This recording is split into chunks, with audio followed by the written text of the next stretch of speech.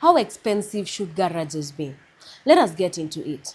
To first understand it, we must understand that the most expensive service in a garage is diagnosis. And why is that so? That is because diagnosis is what establishes the root cause of the problems you have in your car. A mechanic has to understand the root cause so that they may know how to go about dealing with the issues in your car. You know, understand one thing. There are quite a number of diagnostic tools. And maybe in your mind, you just think that the mechanic will just go or plug in the OBD and then from there, that's a diagnosis. No, no, no.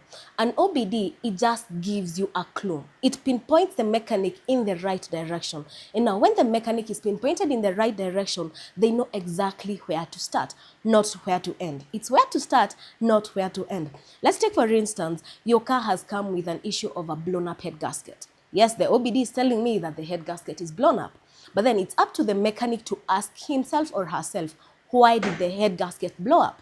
The why question is very important because when you ask yourself, why did this and this happen, it helps you trace back to what caused it in the first place.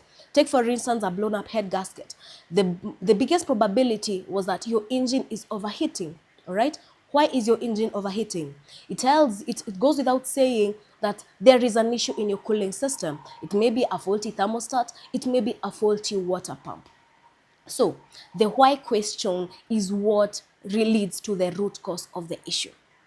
Now, one of the major challenges we face as mechanics, and this one is specifically directed to car owners. And believe me, when I talk about this, it cuts across the board. I'm sure many mechanics can attest to this. You as a car owner, you come to the garage, your car has quite a number of issues. You come and tell the mechanic, my car has this and this, maybe it's overheating, maybe it has got these dashboard lights that are they're always displayed on the dashboard and everything. And you tell the mechanic, kindly fix my car in 2 hours. That is because maybe this is a business car and I have a place I need to be in the next 2 hours, or I have a meeting that I need to attend. Understand one thing, you've limited the mechanic. Diagnosis is a process that cannot be rushed, all right? It's a process that needs to be done properly. It's a step-by-step procedure. And when it's a step-by-step procedure, if you rush it, there's a very high probability that you will skip on one step and it will lead to incomplete diagnosis. When you go to a mechanic, when you go to any garage, diagnosis should be the most expensive service. Take an example here at Precision Automotive. When you bring your car to Precision Automotive, we charge 4,500 for diagnosis. I know you might say, oh, it's expensive, oh, no, it's exploitation and everything. But then what we do is that after we diagnose your car, let's say, for instance, the issue with your car was maybe a cylinder misfire. Maybe cylinder 3 had a misfire. We've identified that cylinder 3 had a misfire. What was causing the misfire? Maybe we realized that the spark plugs were faulty. Now, when we fix the issue and maybe your bill amounts up to 9,000, you will only pay 4,500. That is because the diagnosis fee that you paid previously is redeemable once we work on your car. So once you work on your car, the 4,500 you had paid for diagnosis, it's redeemable, or in simple terms, we revert it to the maintenance costs. So take a case scenario whereby we just say that diagnosis is free. Let's take an example, maybe for every thorough diagnosis in every car, it will take at least 1 hour. 1 hour for thorough diagnosis for one car. So if 10 cars come, that translates to 10 hours. 10 hours of free services. There are bills to pay, there are salaries to pay, there are so many other things that need money to sustain this garage. In a few months' time, we just have to shut down our doors and we'll close down business. So yes, when we talk about charging diagnosis, it is not as a means of extortion. No. It's a means of delivering better quality to you as a car owner. Another thing is, you go to a garage, they've realized the issue with your car. Maybe let's say the fan belt. The fan belt is worn out. When the fan belt is worn out, you as the car owner, you tell the garage that I already came with my own fan belt. And you just give them to the mechanics and they fix it. Let me tell you the downside of that. For any garage that strives to deliver quality, they always insist on sourcing the spare parts themselves. And the reason is for liability purposes. If you come to my garage as a car owner, You've come with a specific spare part that needs replacement. I fix it on your car. You go with the car. Then later on, you come back to me telling me that whatever I did not do it right because the issue is persistent. When you tell me that, I'll be like, but remember, you're the one who supplied the spare part. But if now it was entirely my responsibility sourcing the spare part and replacing the spare part, the whole liability would fall on me. You come and tell me, Joanne, you did this and this to my car, it did not work, and whatever you did was not the right thing. I would have no excuse whatsoever. I would own up to the whole responsibility. I would own up to my mistakes and fix them. But now here's the thing. You've brought your spare part, I fixed it, then you come back to me and tell me that I did it wrong. Honestly, I cannot accept the liability. And what happens is this: you go outside there, you go spreading word how I'm a very untrustworthy mechanic, how I messed up your car.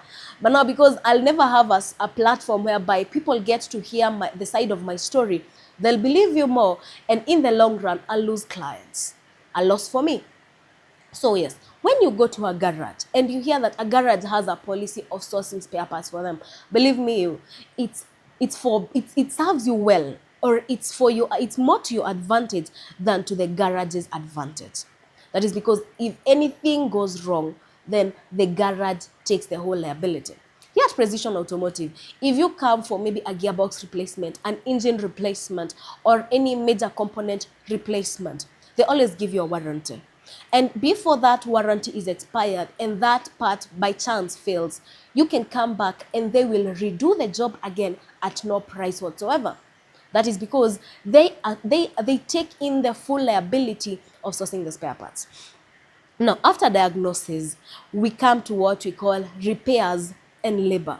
Let me tell you one thing. When you talk about labor cost, they vary. They vary because labor cost is equivalent to time taken fixing the car. For instance, you've come to my garage and maybe you just need your brake pads replaced. The brake pads will consume very little time. The less time spent in fixing a component or in fixing a part in a car, it translates to less cost. But now, if the part that is being replaced is time consuming, let's take for instance, a turbo of maybe a normal car like maybe a Toyota versus replacing a turbo of a Mazda CX-5. When we look at a normal car, it is less time consuming. That is because the location of the turbo is easily accessible. So I'll just open up some very few components, get to the turbo, remove the faulty turbo, replace the new turbo, and less time will be spent replacing a turbo in maybe a basic car like a Toyota. And when less time is spent, then also the labor cost will be much lower. But now when you talk about a Mazda CX-5, for me to change the turbo in a Mazda CX-5, it's either I figure out a way of first putting the engine down or maybe pushing it to the side, which by the way it's really risky. You don't want to do that. It will consume a lot of time. That is not even a day's work, by the way. The more time it's taking, the more amount of labor, or the higher the labor cost. So labor is subjective because it depends with the work that is being done on your car. If the work is time consuming, then it translates to more labor cost. If the work is less time consuming, then the labor cost will be much, much lower. So yes, when we talk about garage charges, they are always broken down. So don't go expecting a wholesome amount that a garage should charge you. No. Always ask yourself, how much is the diagnosis cost? After the diagnosis cost, we've got the cost of spare parts. After the cost of spare parts, how much time has been taken in replacing the specific part that I need replaced? Those are the three questions you need to bear in mind when you're asking yourself, how expensive should a garage be? Now, there's another issue I want to address, and that is the why question. If you go to a mechanic and the mechanic tells you that you need to replace this and this, always ensure that you ask, because by the way, this is your right. Ask them, what led to the failing of the previous component? Let's take your gearbox. Your gearbox has failed. Now they're telling you, replace a new gearbox. Always ask them, what caused the previous gearbox to fail? Because if we identify what caused the previous gearbox to fail, we'll be able to avoid this new gearbox from failing. The why question is very important, and it's your right as your car owner to ask the mechanic who's fixing your car, Why did this and this happen? When the why question is answered, then it solves all the problems, because we address the problem from its root. And when something is addressed from its root, then we are sure of one thing: it will not recur again. So yes, there you have it. When you talk about how expensive a garage should be, always consider diagnosis costs, spare parts cost, and labor cost. When now you add them all up together, they will give you the exact figure that you need to spend in a garage. And now finally, if you've not yet subscribed to my YouTube channel, kindly subscribe. This is where I share informative and educative car content in depth and in detail. And the information I share is not only beneficial to you as a car owner, but also as a potential car owner and also as a driver. So kindly consider subscribing.